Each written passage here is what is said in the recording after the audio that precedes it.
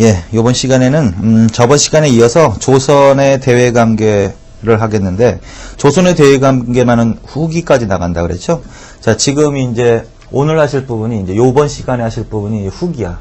그래서 이제 이거는 왕을 외우라는 건 아닌데, 또 고려시대도 그렇고 조선시대도 그렇고 좀 시기를 알아야 될 것 같아서. 자, 그래서 저번 시간에 그 선조까지 써놨었죠. 선조. 태조 때부터 선조까지. 그게 이제 15세기하고 16세기의 상황이다. 그리고 저번 시간에 이제 15세기, 16세기의 대외관계를 하신 거야. 그리고서 이제 조선 후기 어차피 정치도 할 거니까 지금 조선 후기 정치 안에서 이제 대외관계를 미리 보시는 건데, 조선 후기는 이렇게 갑니다. 이제 선조 때부터 선조, 광해군, 인조, 뭐 효종, 뭐 숙종, 영조, 정조, 요런 왕들이 이제 주요 왕들인데, 요걸 또 시기로 나눠보면 숙종을 기점으로 해서, 그래서 광해군 때부터 요 숙종 때가 대략 몇 세기에 해당된다? 10세기 해당된다. 17세기 해당된다. 그리고 요때부터 보통 조선 후기 해가지고 문제를 내는 거예요. 그 다음에 이제 숙종을 기점으로 정조까지. 그래서 18세기라 해당된다. 그리고 조선 후기의 왕들도 물어본다. 숙종, 영조, 정조. 이따 이제 정치할 때도 또 하겠지만, 요 세 왕은 확실하게, 특히 영종조를 확실하게 정리해 놓으시면 돼. 그 다음에는 이제 19세기로 넘어가는 건데, 그거는 이따가, 조선 후기 할 때 다시 한번 하시고, 19세기. 자, 그래서 이제 조선 후기의 대외관계를 이어서 하는 거예요. 그래서 이제 16세기 말에, 선조 때 뭐가 일어났다? 임진왜란이 일어났다. 그래서 이거는 단독으로 하나 정리해 놓으시고, 임진왜란. 그래서 임진왜란이 일어나기 전에 상황, 그 다음에 이제 임진왜란의 전개 과정, 그 다음에 그 과정에서 이제 이순신과 조선 수군의 승리, 의병들의 활동, 그런 것들을 좀 정리해 놓으시고, 그 다음에 전란의 영향, 그게 중요하다 그랬죠? 전란의 영향 결과가 뭐냐? 그래서 대내외적으로 그거 별표 쳐놓고 공부를 하셨죠? 자, 그래서 그거 공부 정리하신 다음에, 그 중에서 이제 대외관계와 관련되어 있는 사항이 있어. 뭐냐면, 임진왜란의 결론 중에 하나가 뭐냐면, 어느 민족이 흥기한다? 여진족이 성장하는 시대다. 그래서 여진족이 성장하는데 영향을 미친 사건이 뭐다? 임진왜란이다. 그래서 여기서부터 출발하는 거예요. 자, 그래서 이제 광해군 때 대정책이 나올 거야. 광해군 때 대정책. 자, 그래서 오늘 349페이지 호란 있죠? 네, 거기서부터 보시면 돼. 자, 광해군 때 대정책 아주 잘 나오는다 이거. 그래서 광해군 때 대륙 정세가 어떻느냐? 임진왜란 이후에 여진족이 어떻게 된다? 성장을 한다. 그리고 나라까지 세운다. 어떤 나라를 세운다? 후금을 세운다. 그래서 후금 하나 줄쳐놓으시고. 자, 그래서 광해군이라고 물어보면서 이 당시에 대륙 정세 이렇게 물어보면 여진족이 성장해서 후금을 설립했습니다. 그리고 후금이 굉장히 성장하는 시대입니다. 그러면서 그 전에는 누가 대륙을 장악을 하고 있었죠? 명나라가 장악을 하고 있었죠? 명. 자, 그래서 후금이 성장하면서 명과 대립이 심할 때야. 그래서 요게 바로 조선 후기 대외관계에 첫 나오는 상황 설명이야. 이런 상황 하에서 명나라가 조선에 무엇을 요청한다? 원군을 요청하더라는 거지. 명나라가. 그래서 명이 원군을 요청했습니다. 전통적으로 조선은 명과는 친선관계를 유지하는 나라니까 당연히 그렇죠. 4대 정책의 대상이고, 임진왜란 때도 명나라가 조선을 도와준 바 있죠. 자, 그래서 명이 원군을 요청했다. 그러면 그 전에 임진왜란 때 명나라가 도와준 것도 있고 당연히, 그 다음에 이제 성리학적 사고방식에 의해서도 당연히 명나라는 화에 해당되니까, 화는 존중하는 태도를 취하는 게 조선의 지배자들의 정책이죠. 자, 그래서 명의 원군을 당연히 들어줘야 돼. 그게 의리나 명분에 있어서 적합한 거야. 근데 광해군은 고민을 한다는 거죠. 무슨 말이냐면, 명을 도와주는 건 좋은데 실제로 실세를 보면, 실제 상황을 보면 후금이 굉장히 강한 나라라는 거야. 그래서 결국은 의리나 명분에 입각해서 명나라와 끝까지 친하게 지내서 후금을 배타시했다가는 나라가 망할 수도 있다, 이런 생각이 드는 거지. 그래서 고민을 하다가 그렇다고 해서 을이나 명분을 저버릴 수도 없다. 왜 그러냐면요. 이거 기본적으로 좀 들어놓으세요, 미리. 조선의 기본적인 최고 학문이자 이념이자 종교가 뭐야? 성리학이라는 건데, 이 성리학은 어떤 성격을 갖고 있는 학문이냐? 세계관에 있어서는요, 화이사상을 갖고 있다. 화이사상. 그게 무슨 소리냐? 이게 4대 교린 정책할 때 기본적으로 말씀드렸죠. 무슨 말이냐면, 성리학자들은 세상을 화와 이 두 개로만 본단 말이야. 화는 문화적인 선진국이고, 이는 오랑캐를 말한다. 그래서 성리학적 사고방식에 입각하면 화이사상에 입각해서 화는 존중하고 이는 배척한다. 이게 성리학자들의 기본 태도란 말이지. 그러면 이 화이사상이 대외관계에도 영향을 미치나 안 미치나? 당연히 미치지. 이 화이사상이 바로 전개 4대 교린 정책으로 나온 것이죠.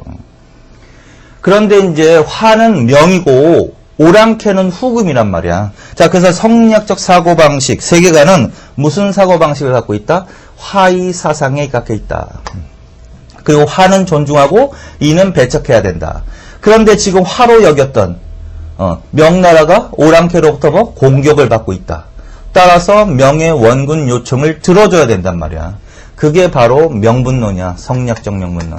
성리학적 명분에 적합한 방식이다.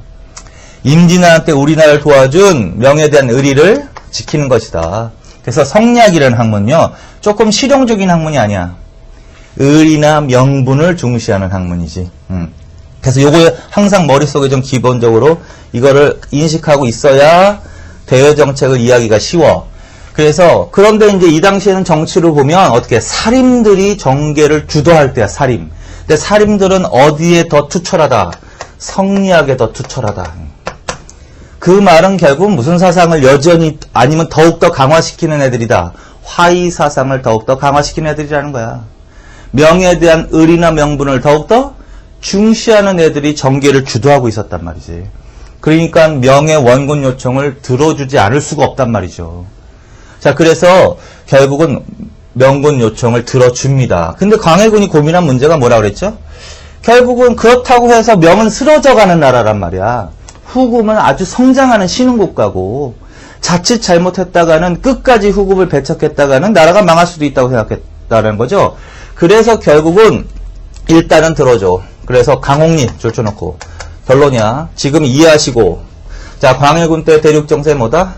후금과 명이 갈등하고 있었다. 명의 원군 요청이 있었다. 이게 배경이야.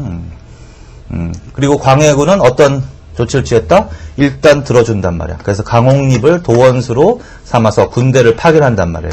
그래서 강홍립을 파견했다. 그래서 원군 요청을 일단은 들어주고, 그리고 실제로 명과 연합해서 후금과 전투를 벌이게 합니다. 그래서 전투를 벌였어. 그랬는데 깨졌어. 역시 후금이 세구나라는 거야. 그래서 후금과의 전투에서 패한 이후 조선군은 누구하고도 친교를 맺는다? 후금과도 친교를 맺었다라는 거야.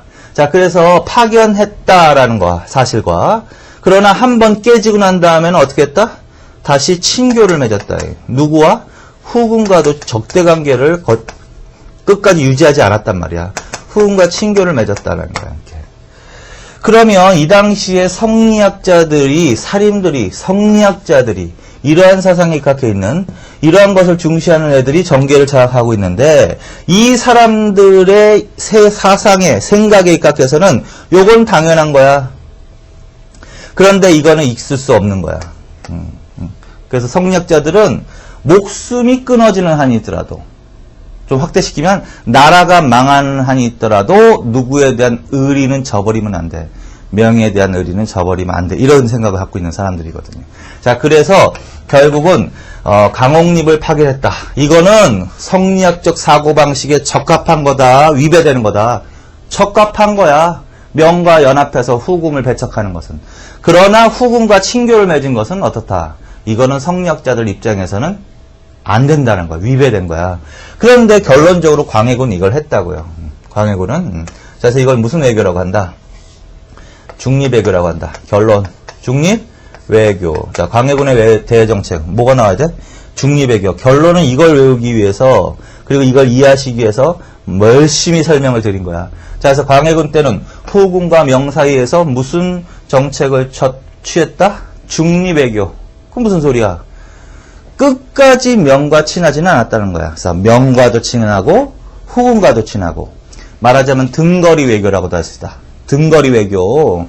그러면 이 중립 외교가 결국은 성리학적 사고방식에 입각해서 옳은 방식이냐라는 거야. 아니라는 거지. 화의 사상에 위배되는 거야. 명분과 의리를 중시하는 대외정책이 아니야, 이거는. 나라의 안전을 생각하는 실리를 추구하는 대외정책이라는 거지. 자, 그래서 광해군 때 대외정책은 뭐다? 중립외교다. 무엇을 중시하는 정책이다? 실리를 추구하는 정책이다. 성리학적 사고방식에 입각해서 이거를 평가해보면 어떻다? 계승, 이러한 사상을 계승한 게 아니라 어떻게? 위배되는 정책이란 말이야. 그럼 이 당시에 사림으로부터 지지를 받았을까? 공격을 받았을까? 공격을 받았다는 소리야, 공격을. 그래서 이 중립외교가 바로 무엇의 배경이 되냐면 인조 반정의 배경이 되는 거야. 자, 그래서 여기까지 정리해 놓으세요. 설명드렸죠? 그러나 이제 결론을 외워야 되니까. 자, 광해군 때 대외정책은 뭐라고? 무슨 외교정책이 나와야 된다고요? 중립외교가 나와야 된다고, 결론은. 중립외교정책이 나와야 된다고. 중립외교정책은 어떤 정책이야? 명과 후금 사이에서 중립을 지키는 정책. 명과도 친하고 후금과도 친한 정책. 자, 이거는 의리나 명분을 중시하는 정책이다. 실리를 중시하는 정책이다. 실리를 중시하는 정책이다. 실리. 그래서 결론은 실리를 추구하는 대외 정책을 추진하였습니다가 답이야. 그게 바로 중립 외교. 이게 결국은 이 당시에 다수의 성리학자들 사림으로부터 지지를 받았다, 비판을 받았다. 비판을 받았다. 자, 그래서 이게 바로 무엇의 배경이 되는 외교 정책이기도 하다. 인조 반정의 배경이 되는 정책이기도 하다. 이렇게. 그래서 이렇게 결론을 내려놓으십시오. 반드시. 자, 그래서 광해군 때는 중립외교를 하셔야 돼. 그래서 이때는 결론은 후금과도 친한 정책을 폈기 때문에 결론적으로는 후금과는 큰 마찰을 피할 수는 있었다. 이런 식으로 하는 거지. 자, 그래서 이 대외정책 하나 정리해 놓으시고, 그 다음에 이제 개별적으로 이거 왜, 예를 들어서 박스 안에 이런 내용이 나왔어. 다음과 같은 대외정책이 실시되고 있을 때의 상황에 대해서 맞는 것은 해가지고 나올 수가 있어. 그래서 정리해 놓으시라는 거야. 그래서 요 다음 같은 대외정책은 뭐야, 지금? 명과 후금 사이에서 중립외교를 했다는 등, 실리를 추구했다는 등. 그러면 어떻게 나와야 된다? 줄 쳐놓으세요. 350페이지에 양가로 2번 별표 쳐놓고 광해군 때. 이때는 누가 권력을 잡았다? 북인 하나 줄 쳐놔. 북인. 북인. 이거 이제 붕당 정치할 때 다시 복습하실 거예요. 북인이라는. 이미 붕당이 돼 있어. 그리고 이 광해군 때 정계를 주도한 세력을 뭐라 그런다? 북인. 줄 쳐놓으세요, 일단. 북인. 그 다음에 세자 책봉 과정에서 소부파하고 대우파로 분열되었고, 광해군 지지 줄. 대북 줄 쳐놔, 대북. 그런데 이제 이 북인은 두 개로 나눠져 있었어. 대북파하고 소북. 근데 그 중에서 광해군을 지지한 애들은 누구다? 대북. 그러니까 북인, 그 다음에 대북이 권력을 잡았습니다. 거기다 소북에다가는 영창대군이라고 써놔. 영창대군. 그래서, 세자책봉 과정에서 결국 왕위 계승을 둘러싼 세력으로 두 개가 나눠졌는데, 영창대군을 지지하는 세력을 소북이라고 하고, 광해군을 지지하는 세력을 대북이라고 한다. 그래서 그렇게 줄쳐놓으세요, 일단. 자, 그 다음에 두 번째, 임진왜란 때 의병활동 줄. 광해군 때 정계를 주도했던 대북 세력은 누구를 지지했고, 첫 번째? 광해군을 지지했고, 그 다음에 어떤 때 전공을 세웠다? 임진왜란 때 전공을 세운 세력이야. 의병장 배출하면서 그 줄. 자, 그 다음에 부국 강병 줄. 그리고 이제 현실적으로 임진왜란이 끝났으니까 광해군 때는 어떤 정책을 했다? 부국 강병 정책에 입각한 급진적인 개혁 정책을 실시하는 시기다. 이렇게 해놓고, 그 다음에 경제 정책 있죠? 그거는 연필로 계속 줄만 쳐놓으세요. 양전사업과 호적조사 사업. 그 다음에 경기도에 처음으로 대동법 실시. 그거 반드시 줄 쳐놓으세요. 대동법이라는 제도가 처음 실시된 때가 어느 때다? 광해군. 그 다음 문화사업으로는 동의보감줄. 동의보감이 편찬된 시기가 광해군 때. 그 다음에 사고정비줄. 임진왜란 때 소실되는 거 있죠. 사고정비줄. 이게 무슨 말이냐면 이렇게도 응용 문제가 나올 수 있단 말이야. 중립외교 자체를 물어볼 수도 있지만 중립외교와 관련되어 있는 내용을 사료짐으로 먼저 주고 이때 있었던 일을 물어볼 수도 있으니까 첫째, 지배 세력은 북인, 대북. 그 다음에 북인, 대북은 어떤 세력이야? 광해군을 지지했고 그 다음에 임진왜란 때 의병장 배출한 세력. 그 다음에 또 이때 어떤 일이 있었다? 부국 강병정책. 그 다음에 또 어떤 일이 있었다? 양전사업과 호족조사. 양전사업은 토지조사 사업. 사고정비 이런 것들. 그 다음에 제일 중요한 제도. 대동법은 기억하세요 무조건. 이때 무슨 정책이 처음 실시되었다? 대동법이라는 제도가 처음 실시된 때다. 그 다음에 굉장히 유명한 의서. 동의, 보감. 그래서 이렇게 따로 광해군 때 이런 것들을 따로 알아두시라고. 자, 그 다음에 이제 그 밑에 보시면 4번 외교정책. 이게 이제 하이라이트지. 그래서 여기서는 실리 중립외교. 그게 결론이라는 거죠, 결론은요. 자, 그 다음에 5번. 이것도 사료지문이 나올 수 있는데 개념만 파악해 두세요. 회태변척과 폐모살제. 그것도 반드시 주셔보세요. 회태변척. 회태변척의 소강. 그 다음에 폐모살제. 요것도 어느 때 일어났다? 광해군 때 일어났다. 그리고 개념 정리한다. 자, 회태변척은 뭐냐면은요, 이 광해군 때 이 정계를 주도한 사람이요, 학파로 따지면 조식의 제자들이거든? 조식의 학파야. 조식학파야, 조식학파. 나중에 붕당정치 할 때 할 거니까 지금 뭐 신경 듣기만 하시면 돼. 학통으로는 조식의 제자들이 이때 권력을 잡은 거야. 그 대표적인 사람이 정인홍이야. 정인홍 줄쳐놓으시고. 정인홍이 어떤 사람이다? 임진왜란 때 한번 봤죠? 임진왜란 때 의병장으로 활약한 사람이란 말이에요. 자, 그래서 결론은 이 정인홍 등 조식의 제자들이 권력을 잡았다. 근데 이제 조선시대 문묘라고 있어요, 문묘라고 있는데, 그 문묘는요, 유교선현을 모셔놓고, 제사를 지내는 곳이야. 유교선현을 제사 지내는 곳이야. 그런데 여기에 이제 모셔져 놓은 유교선현 중에, 여기서 회는 회제야, 회제. 거기 있으니까 그냥 보시면서 보세요. 회제는 이언적을 말해, 이언적을 말하고, 그 다음에 퇴는, 이건 유명하죠? 퇴계 이황을 말하는 거야. 퇴계 이황. 그래서 앞에 글자를 따서 회태라고 하는 거야. 회태. 자, 그래서, 그런데 이제, 이 사람들, 이 학파랑 이 조식 학파는 다른 계열인데, 문묘에 회제 이언적과 퇴계 이황은 모셔져 놓고 제사를 받고 있었다고. 그런데 정작 이 광해군 때는 누구의 제자가 정계를 주도했다고? 조식의 제자. 그런데 이제 조식은 여기에 포함되어 있지 않더라는 거죠. 조식은 없습니다라고 하는 거야. 그래서 그의 제자인 누가? 정인홍이가 회제 이언적과 퇴계 이황을 문묘에서 빼자라는 거야. 그리고 대신 자기의 스승인 누구를 집어넣고 제사를 지내자. 조식을 집어넣고 제사를 지내자라는 상소문을 올립니다. 그래서 이걸 이렇게 불러. 회태변척의 소라고. 자, 그래서 회태변척의 소가 일어났다. 이게 바로 어느 때? 광해군 때. 외우지 말고 이해하라고. 그래서 이황과 이언적을 문묘에서 빼고 조식을 집어넣자. 이런 내용이 나오면 이 어느 왕 때 있었던 일이야? 광해군 때. 이걸 회태변척의 소라고 합니다. 이때 이제 이황을 따르는 학자들로부터 굉장히 공격을 많이 받았겠죠. 자, 그래서 이것도 결국은 뭐의 배경으로 작용하냐면 인조반정의 배경으로 작용하는 거야. 인조반정. 자, 그 다음에 폐모살제로 간다. 폐모살제. 이것도 반드시. 이거 직역해보세요. 폐모살제. 이건 직역할 수 있을걸? 패한다, 모, 엄마를. 죽인다, 죽일 살자, 아우제자. 이런 소리거든. 그래서 광해군. 이거 무슨 말이냐면요. 광해군이 적자가 아니야. 광해군이 적자가 아니라 적자는 영창대군이라는 사람이 있어서 영창대군. 그러니까 선조 때로 거슬러 올라가야 되는데 선조가 세자책봉을 계속 미루고 좀 있었거든요. 왜 그러냐면 선조는 적통을 세자로 앉히고 싶은 생각이 있었거든? 근데 적자가 없는 거야. 정실부인에서 나온 자식이 없는 거란 말이야. 광해군은 적자가 아니란 말이야. 적통이 아니었다고. 광해군은. 그래서 계속 세자책법을 미루고 있었어.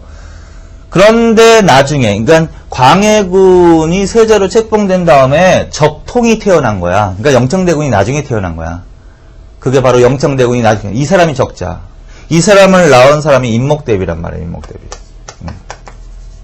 인목대비. 그러니까 영청대군과 광해군은 이복 형제간, 이복 동생이야. 영청대군이. 그 다음에 인목대비는 광해군 입장에서 뭘까요? 계모지, 계모.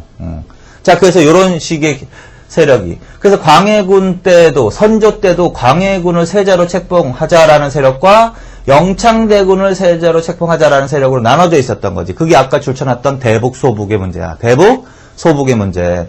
그런데 결론은 누가 왕이 됐습니다. 광해군이 왕이 됐잖아, 결론은. 그러니까 광해군은 왕이 돼서도 어떻게 정권이 안정적이지 못할 수가 있는 거지. 계속 누가 걸리는 거야. 영창대군이 걸리는 거지. 자, 그래서 그를 낳은, 영창대군을 낳은, 엄마. 광해군 입장에서도 계모니까, 엄마를 패하고, 감금시켜놓고, 자기 동생, 이복 동생이지? 그 사람을 죽여요. 영창대군을 살해했다. 그래서 이건 뭐라 그런다? 패모, 살죄라고 한다. 그래서 이것은 결국 이때 도덕적 표륜이다. 라고 사림으로부터 또 공격을 받은 거지, 이게. 자, 그래서 그거 기억하시면 돼. 자, 그래서 패모, 살죄. 이러한 내용이 들어가 있는 글을 바로 개축일기라고 해. 개축일기. 개축일기. 국어책에도 아마 나올 거예요. 뒤져보면. 어느 궁녀의 이야기에서 개축일기 해가지고. 자, 그래서 광해군 때 무슨 일이 있었다? 대외정책은 뭐가 나와야 돼? 중리배교. 그 다음에 조식의 제자인 정인홍이가 회태변척에 소를 올렸다. 그 다음에 인목대비를 패하고 그 다음에 영창대군을 살해하는 도덕적 배려를 저질렀다. 이걸 패모, 살죄. 자, 그래서 요 세 개를 합쳐서 요게 바로 무엇의 배경이 된다? 인조 반정의 배경이 된다. 그래서 이제 광해군이 이제 인조 반정으로 제거당하고 새롭게 누가? 인조가 왕이 됩니다. 라는 거야. 자, 그래서 여기까지. 그래서 결론. 자, 광해군 때 대외관계. 그게 지금 대외관계가 제일 중요한 거니까. 무슨 외교? 중리외교. 의리나 명분보다는 실리를 추구하는 중리외교. 그 반드시. 그리고 좀 더 확대시켜서 중리외교, 실리를 추구하는 외교정책, 그 다음에 회태변척에서, 그 다음에 패모살죄 합쳐서 무엇의 배경? 인조 반정의 배경. 이렇게. 자, 그래서 여기까지요. 자, 그 다음에 이제 인조로 가는 거야. 어디로? 양가로 3번으로 가는 거야. 자, 그래서 뭐가 일어났다고요? 인조 반정이 구테타가 일어나. 구테타. 이 인조 반정이 일어나는 배경이 뭐야? 중리배교, 회태변척, 패모살죄. 그럼 순서상으로 요게 먼저 나오고 그 다음에 인조반정이겠죠? 그러면 인조반정 이후에 정계를 주도한 세력은 누구냐? 서인이라고 한다. 서인. 서인 주도하에 인조반정이 발생하였습니다. 그래서 이때 광해군 때 집권한 세력은 북인정권이라고 하는데 인조반정으로 몰락하고 서인이라는 세력이 주도한다. 이것도 미리미리 예습해 놓는 거야. 어차피 그래서 줄 쳐놓으십시오. 나와 있으니까. 그런데 이 서인들이 인조반정을 주도하게 된 배경 중에는 뭐가 들어가 있다? 중리배교가 들어가 있다라는 거야. 그래서 중리배교는 서인들로부터 지지를 받은 정책이다. 비판을 받은 정책이라고 해석해야 돼. 비판을 받은 정책이라고 해석해야 되는 거지, 당연히. 실리를 추구하는 정책을 지지한 세력이야? 비판한 세력이야? 비판한 세력이지. 왜 비판했다고? 왜 비판했을까요, 그럼? 그게 성리학적 사고방식에 위배되는 대외정책이었다라는 거야. 그럼 성리학적 사고방식이 무슨 세계관을 갖고 있는데? 화이사상에 어긋나다고. 그 다음에 형리학은 뭘 중시하는 거야? 실리보다. 의리나 명분을 중시하는 거. 자, 그러면 서인은 무엇을 중시하는 세력이에요? 실리를 추구하는 세력이야? 의리나 명분을 중시하는 거야? 의리나 명분을 중시하는 성리학에 투철한 세력이란 말이야. 그래서 서인들이 주도하면서 정계를 장악하면서 대외정책이 바뀔까요? 안 바뀔까요? 당연히 바뀌지. 그래서 그게 뭐냐면 친명배금이야. 친명배금. 여기 이제 하이라이트지? 친명배금. 자, 그래서 인조반정 이후에 조선의 대외정책은 뭐가 나와야 돼? 친명배금 정책으로 전환합니다. 친명배금. 뭐야, 이 친명배금이? 명과는 친하고, 후금은 배척한다. 이런 소리죠? 결국 뭐의 대조적인 거야? 중립외교와 대조적인 외교정책이라는 거죠. 그래서 친명배금. 그러면은 이때는 후금과도 친교하는 정책을 폈기 때문에 후금과의 마찰을 피할 수 있었는데, 이때는 어떻게 됩니다, 그럼? 이때는 후금을 배척하는 정책이니까. 후금과 여진족과 갈등이 심화될 수밖에 없는 거지. 자, 그래서 요것도 하나. 그 다음에 이때 뭐가 나와? 이괄의 난. 그것도 줄쳐놓으세요, 이괄의 난. 그건 사료지문으로 나오는 거야. 이괄의 난, 이괄의 난. 자, 인조 때 일어난 반란으로 뭐가 있다? 이괄의 난이 있다. 이괄의 난. 이괄은 원래 이제 인조 반정을 주도했던 서인에 속한 사람이야. 그런데 줄쳐놓으세요. 논공행상의 불만. 논공행상의 불만을 품고 난을 일으킨 사람이야. 인조 반정에 참여하였으나 논공행상의 불만을 품고 난을 일으켰다. 이게 이제 굉장히 확대돼서 심지어는 한양까지 점령당하게 됐다. 한양 점령 줄.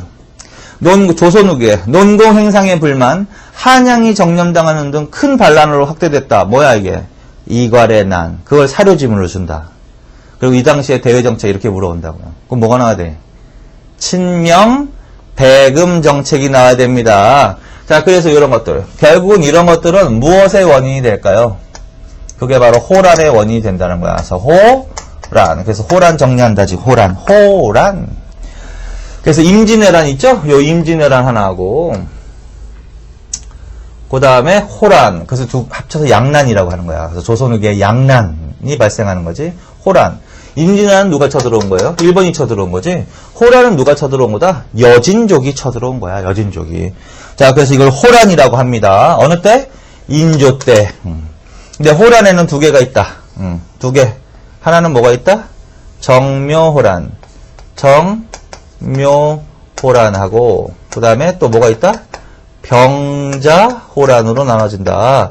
그래서 정묘, 병자 이렇게 나눠 놓으시고, 이게 먼저 일어난다. 정묘년에, 1627년에 정묘호란. 그 다음에 1636년에 병자호란. 그리고 이제 간략하게 정리해 놓는 거야. 자, 정묘호란은 누가 쳐들어왔다? 후금이 쳐들어온 거야. 후금이 쳐들어온 거야. 후금. 그리고 이 후금이 쳐들어오게 된 배경은 뭘까요? 여기 다 나와 있지. 뭐 하나는 뭐야? 이 당시에 대외정책, 친명, 배금 정책. 그 다음에 또 이괄의 난. 줄쳐놓으세요. 이괄의 난은 결국은 진압당하거든? 근데 이괄의 난이 진압당한 다음에 이 잔당들이 어디로 도망가냐면 후금으로 도망가. 그래서 후금으로 도망가서 인조 반정 이후에 조선이 친명 배금 정책을 합니다. 라면서 고자질을 한 세력이야. 그래서 이게 바로 또 호란의 배경이 되는 거야. 그 다음에 또 하나 줄쳐놓으세요. 거기 나와 있는 거. 명장, 모문령, 철산, 가도, 주둔. 거기. 자, 그래서 정묘호란 원인, 친명배금 정책, 이괄의 난, 명장, 모문령, 철산, 가도, 주둔. 그래서 그거 기억하시고, 그래서 후금이 쳐들어왔다라는 거죠. 자, 그런데 이때는, 경과 보시면, 거기 읽어놓고, 인조가 어떻게, 강화도로 피난, 그거 줄쳐놓으세요. 결국 이제 후금이 세가지고 당연해지는 못한단 말이죠. 자, 그래서 결국 후금의 공격을 피해서 정묘호란 때 인조가 어디로 피난 가기도 한다? 강화도. 그리고 강화도에다 동그라미 쳐놓으세요. 남한산성 이러면 안 돼. 강화도 이렇게. 그리고 활약한 사람 줄 쳐놓으세요. 누구 활약했어? 정봉수, 이립, 김혁이 줄. 정묘호란 때 활약한 의병장들. 정봉수, 이립, 김혁이 줄. 그리고 결론은 어떻게 됐다? 조선과 흠은 형제의 맹약 줄. 그리고 무역을 조건으로 화의가 성립되었다. 자, 그래서 이게 정묘호란이에요. 간단하죠? 정묘호란 배경 계속 반복을 하는데 친명배금, 이괄의 난, 모문령, 가도주둔.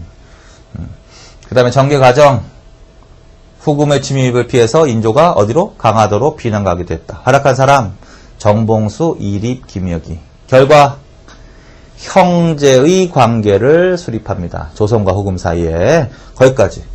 그런데 이제 물러갔어. 그런데 또 쳐들어오더라는 거지. 그게 이제 병자호란입니다. 병자호란은 누가 쳐들어온다?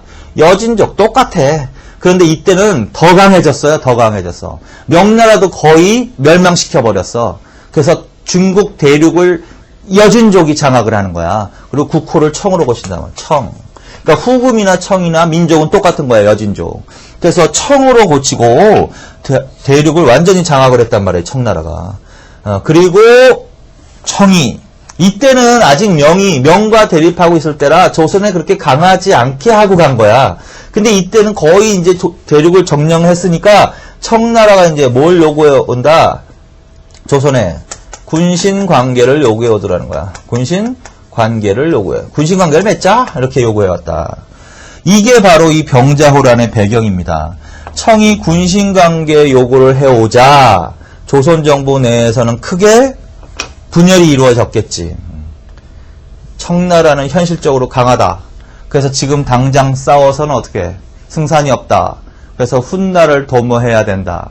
그러기 위해서는 지금은 일단은 누구의 요구를 들어줘야 된다. 청의 군신관계 요구를 들어줘야 한다. 이렇게. 그래서 그걸 주화론이라고 해요. 주화론. 화해하자라는 거죠. 뭐 주화론이라고 한다. 화해하자. 주화론. 화해하자. 주화론. 자, 얘네들은 어떤 입장이야? 당장은 어떻게 싸울 수 없다라는 거지. 그래서 훗날을 도모하자라는 거야. 군신관계 요구를 어떻게 하자? 일단 수용하자. 그래서 주화론이라고 합니다. 대표적인 사람 한 사람만 쫓아놓으세요. 최명길 등. 반면에 아니되옵니다. 형제관계를 맺은 것도 굉장히 치욕이야. 생각해보면 여진족은 아까 그랬잖아. 성략적 사고방식에 입각하면 화가 아니라 오랑캐란 말이야. 오랑캐. 교린정책의 대상이었단 말이야. 강경과 회유책을 쓰면서. 오랑캐고 조선을 군의 나라로 모셔왔던 민족인데 어떻게 명나라를 배반하고 오랑캐를 군의 나라로 모시느냐. 이것도 대등한 것도 치욕인데 그래서 군신관계를 절대 요구를 수용할 수 없다 이렇게 되는 거죠. 그럼 어떻게 해야 돼? 요구를 수용할 수 없으면 싸워야지 뭐. 그래서 이거를 척화주전론이라고 해. 척화, 화해하는 것을 배척하고 싸우자. 척화주전론. 그래서 주화론과 주전론 이렇게 대립을 하게 되는 거죠. 대표자는 누구다? 한 사람만 쫓아놓으세요. 김상헌 등을 중심으로 하는 세력. 자, 그래서 결국은 병자호란의 배경이야. 자, 병자호란의 배경은 뭐다? 청의 군신관계 요구가 배경이다. 이렇게. 그리고 이것으로 인해서 어떻게 나눠졌다? 조선정부가 주화론과 주전론으로. 근데 이제 결론은 인조가 누구의 견해를 따르게 되냐면 주전론의 견해를 따르게 된다고요. 그래서 싸움 준비를 하기 시작하는 거야. 그래서 쳐들어온 게 바로 뭐다? 병자호란입니다. 정계과정 배경했으니까. 자, 정계과정은 어떻게 된다? 또 인조가 또 피난을 간다. 피난을 가는데 이때는 어디로 간다? 남한산성 쫓아놓으세요. 남한산성. 정묘호란 때는 그래서 이거 조심하라는 거예요. 정묘호란 때는 어디로 갔죠? 강화도로 갔어. 요때 어디로 가? 남한산성. 그래서 남한산성에 갇혀. 남한산성에 갇혀서 후금의 공격을 계속 받는 거야. 자, 그래서 남한산성에서 항전을 하게 됐다. 병자호란 때. 그 와중에서도 계속 주화론, 주전론이 뭐 대립을 했겠지. 근데 이제, 그 남한산성에서의 방어는 한계가 있으니까 결국은 항복을 한다라는 거지. 자, 그래서 결론은 어떻게 돼? 결론은 항복. 그래서 끝나는 거야. 항복.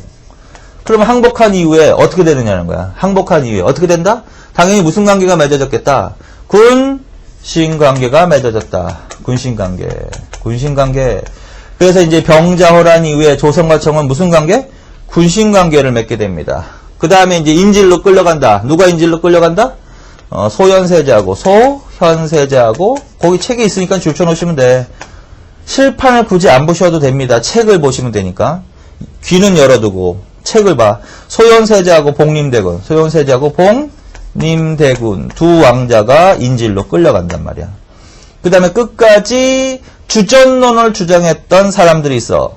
김상헌도 그렇지만 삼학사 거기 있죠? 삼학사 윤집, 홍익한, 오달재 줄쳐놓으시고 이런 사람들이 인질로 끌려갑니다라는 거야. 자, 그래서 이게 바로 호란의 결과야. 자, 그래서 호란의 결과 조선과 청은 군신관계를 체결하게 되고요. 두 왕자와 주전론을 펼쳤던 사막사 등이 인질로 끌려가는 등 그런 결과가 발생했습니다. 여기까지 끝. 그 다음에 요거 물어볼 때 이제 사료지문 잘 나온단 말이에요. 반드시 읽으세요. 거기 351페이지에 나와 있는 최명길의 주화론하고 이 글을 읽으시면 다 알 거야. 싸우지 말고 화해하자라는 거잖아. 그러면 주화론으로 가야지. 그 다음에 넘기시고 352페이지 윤집의 척화론. 요게 문제가 더 잘 나올 수도 있죠. 뭐. 자, 척화론 반드시. 근데 요거 한 번만 읽어봅시다. 화의로 백성과 나라를 망치기가 오늘날같이 심한 적이 없습니다. 중국은, 여기서 중국은 어느 나라를 말한다? 명나라를 말하는 거야. 우리나라에 있어서 곧 부모요. 그래서 명나라를 이 당시에 이 살인들은 뭐 어떻게 생각해? 부모래 부모. 왜 부모라고 생각해? 화인가? 화. 그 다음에 오랑캐는 우리나라에 있어서 부모, 곧 부모의 원수입니다. 여기서 오랑캐는 누굴 말할까? 여진족. 나라는 후금이나 청. 왜 오랑캐님?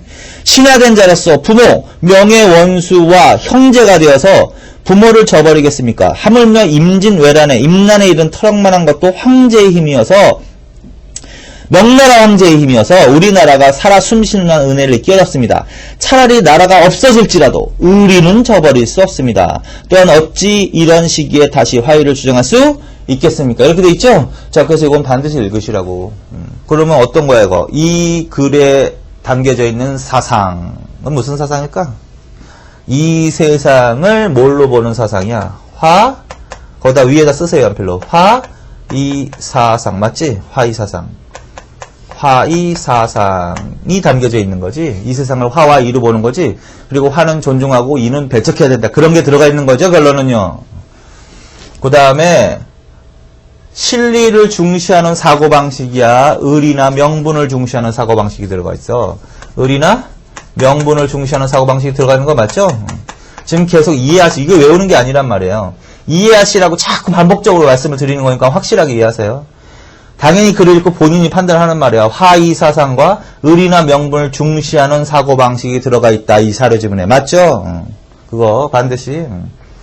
그러면 이러한 화의사상과 의리 명분을 중시하는 사고방식이 대외관계로 표출이 될까요? 안 될까요? 되는 거 맞지? 어떻게 됐을까? 그게 바로 친명, 인조 때 무슨 정책을 했던 거야? 이 사상이 입각해서. 친명, 배금 정책을 했던 거 맞죠?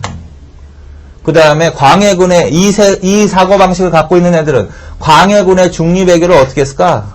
광해군의 중립외교를 비판한 세력이겠지?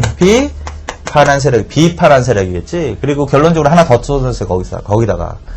이러한 사상으로 인해서 결국은 북벌운동을 전개한다. 뭐, 북벌운동까지 써놓으세요. 그래서 결국은 이 사료지문 주고 물어볼 게 많은 거야. 이 사료지문을 주고 물어볼 게 많은 거야. 왕으로는 인조 때 물어보기도 하고, 호란을 물어볼 수도 있고, 병자호란, 특히. 그 다음에 여기에 들어가 있는 사상, 성리학적 사고방식. 그게 바로 뭐야? 화의사상, 의리, 명분중시. 그거 물어볼 수도 있는 거고. 그 다음에 대외정책은 친명, 배금 정책을 실시한 사상이다, 이게. 중립외교를 비판한 사상이다. 북벌운동을 전개한 사상이 바로 이 사상이라는 거야. 자, 그래서 요거 별표 쳐놓고 요 사료지문 반드시 아주 집중적으로 읽어두십시오. 요 부분을 요런 식으로 문제를 낼 수 있다. 여기까지. 자, 그 다음에 이제, 제7절로 갑니다. 그래서 이제 뭘 정리하셨어요? 다시. 머릿속으로 간단하게 키워드는 생각해놔야 돼. 다시 여기서부터 합시다. 과거에는 무슨 외교했다고? 중립외교. 중립외교는 의리나 명분보다는 실리. 기타, 회퇴변적, 폐모살제. 요거는 무엇의 배경이 되었다고? 인조반정. 인조반정을 주도한 세력은 누구라고요? 서인.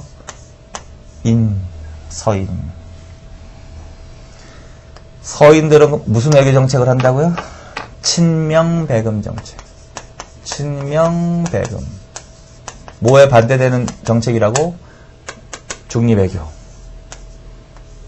이거는 무엇을 중시하는 정책이야? 실리보다는. 의리나 명분. 그래서 후금과의 갈등이 생길 수밖에 없는 거지. 그 다음에 인조 때 반란 하나 일어나지. 논공 행상에 불만을 품었지. 한양이 점령당하기도 했지. 그런데 진압당하고 잔당이 어디로 도망간다? 후금으로 도망가서 인조 즉위의 부당성을 고자질했다. 이괄의 난. 그리고 이 당시에 명장 모문용이라는 사람이 가도에 군대를 주둔시키고 있었지. 그래서 무엇이 일어난다? 정묘호란. 정묘호란의 배경까지 한 거야, 지금. 배경은 뭐야? 친명배금, 이간해난, 모문용, 가돈주둔. 누가 쳐들어온 거야? 후금. 그래서 이 과정에서 인조가 어디로 피난가기도 한다? 강화도. 활약한 사람 누구야? 정봉수, 이립, 김여기. 결과는 어떻게 돼? 형제의 맹약을 체결하였습니다. 형제관계. 그런데 또 쳐들어온다? 그게 뭐다? 병자호란. 병자호란은 누가 쳐들어오는 거야? 청이라는 나라가. 민족은 똑같아, 여진족. 병자호란의 배경은 뭐다? 청의 군신관계 요구. 거기에 대해서 어떤 놈과 이 당시 어떤 견해와 어떤 견해가 대립했다? 화해하자. 주화론과 대표된 사람 최명길. 그 다음에 싸우자. 주전론. 싸우자. 청의 군신관계를 들어줄 수 없다. 누구? 김상원과 사막사. 근데 무엇으로 기울어졌다? 주전론으로 기울어졌다. 그래서 결국은 쳐들어왔다. 이때는 어디에서 갇힌다? 남한산성. 결과는 어떻게 된다? 항복. 그래서 어떤 일이 벌어져? 조선과 청이 군신관계를 체결합니다. 소현세제하고 복림대군 두 왕자가 인질로 끌려가고 삼학사가 인질로 끌려갑니다. 끝. 그래서 여기까지 정리해 놓으시고 결론은 호란 정리해 놓는 거야. 호란. 좀 순서대로 하신 거야, 이것도. 그 다음에 뭘로 간다? 효종 때. 자, 병자호란으로 이제 군신관계가 맺어졌어. 군신관계가 맺어졌어. 호란 이후의 상황. 군신관계가 맺어졌어. 근데 이 군신관계 체결 이후에도 여전히 조선의 지배층들은, 이 당시에 서인이야, 계속 서인이야, 서인.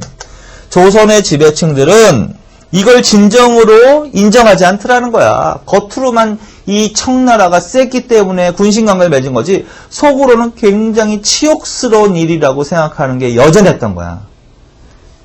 그래서 군신관계를 체결했다. 호란이에도 여전히 무슨 사상이 팽배하다? 화이 사상이 팽배하다.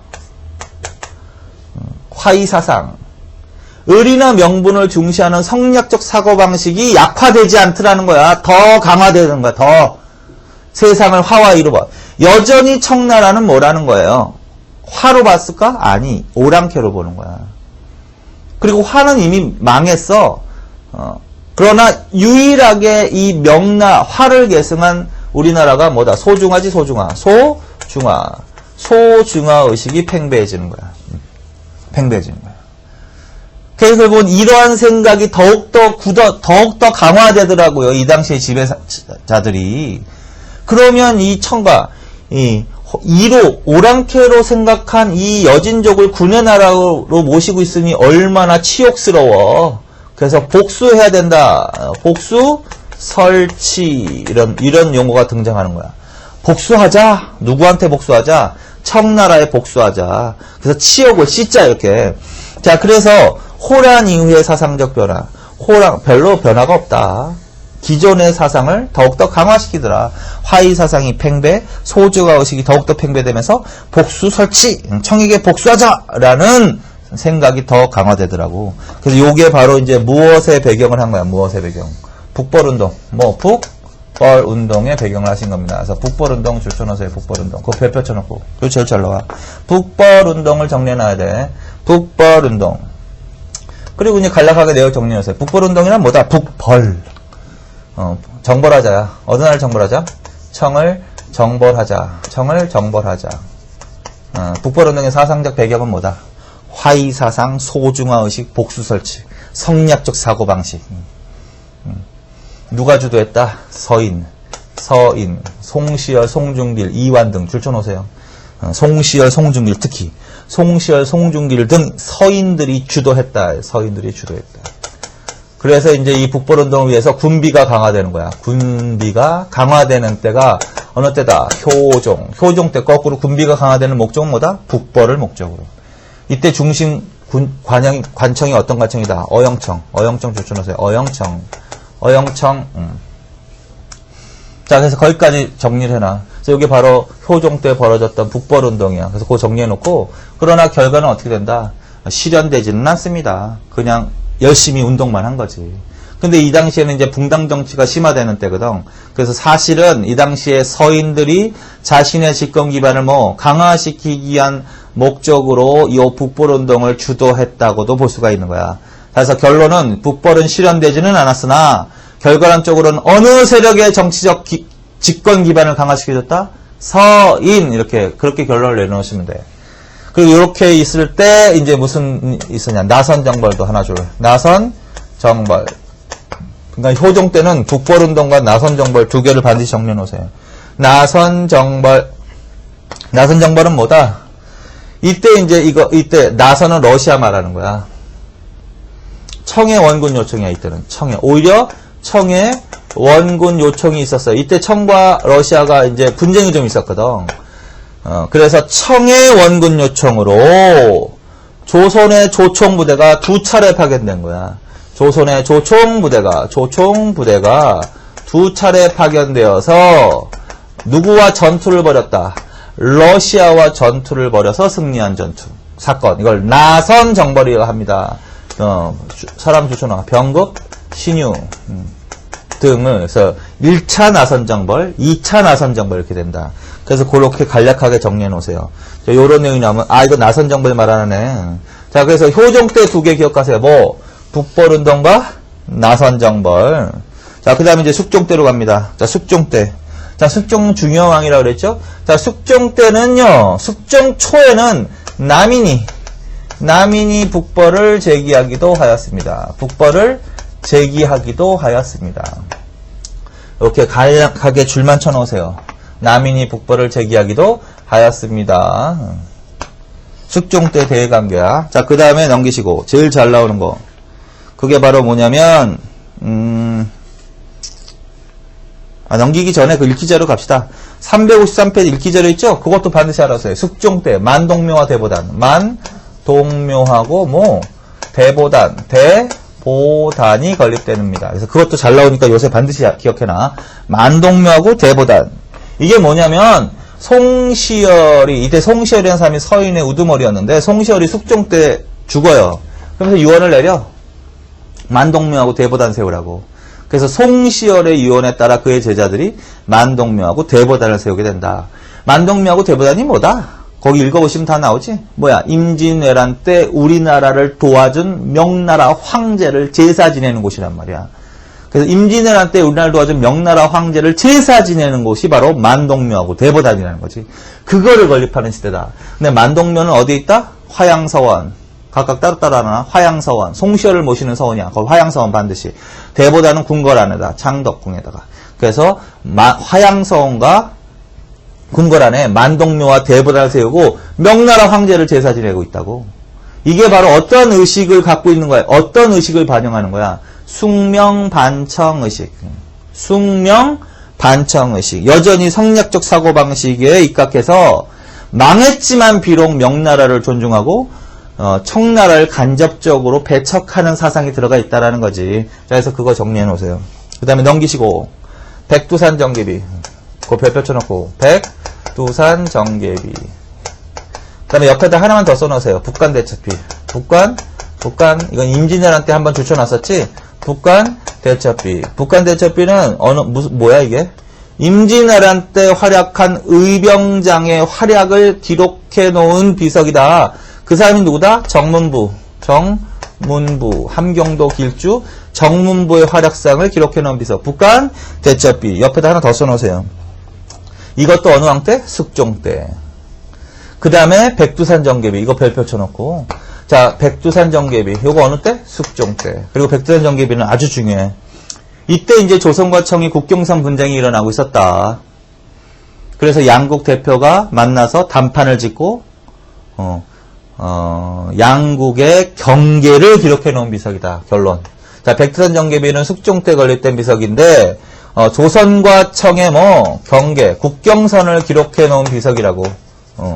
그리고 그 경계를 어디로 했다? 그것까지 반드시 알아두세요. 그것까지. 어디로 했다?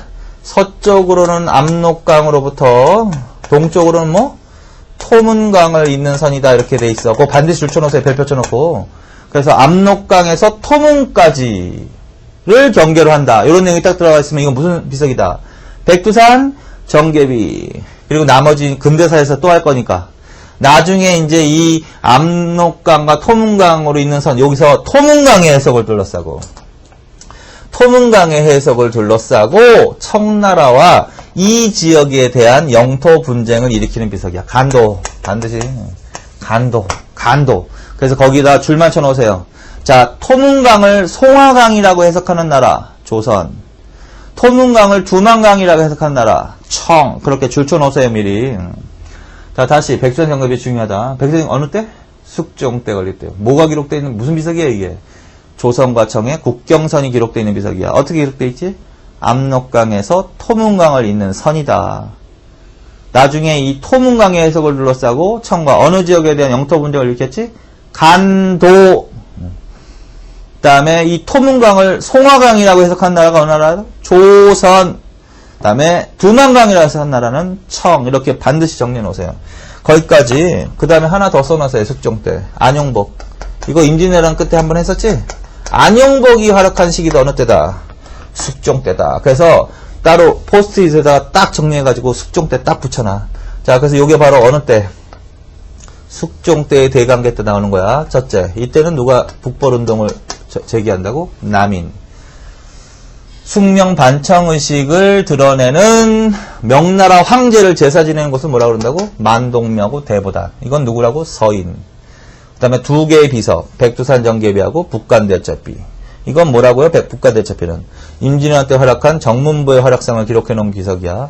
백두산 정계비는 경계를 기록해 놓은 거야. 압록강과 토문강. 토문강을 송화강이라 해석한 나라 조선. 두만강 청.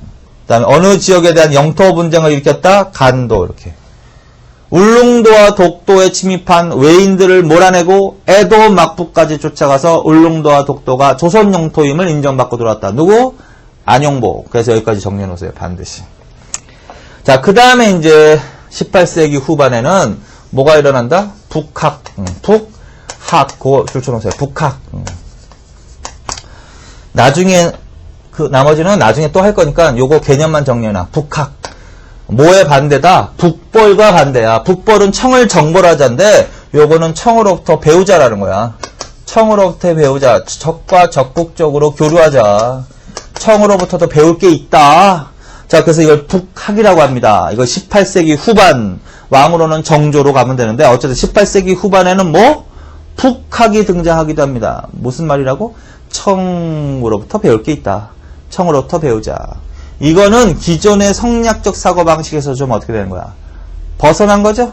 자, 그래서 그렇게 이해를 해 놓으시면 돼. 자, 그래서 이 부분에도 문제 낼 게 아주 중요한 게 많이 들어가 있단 말이에요. 그래서 지금까지가 바로 뭐다? 조선 후기의 대외 관계를 정리하신 겁니다. 그래서 이런 식으로 정리해 놓으십시오. 조금만 쉬었다 하겠습니다. 수고하셨습니다.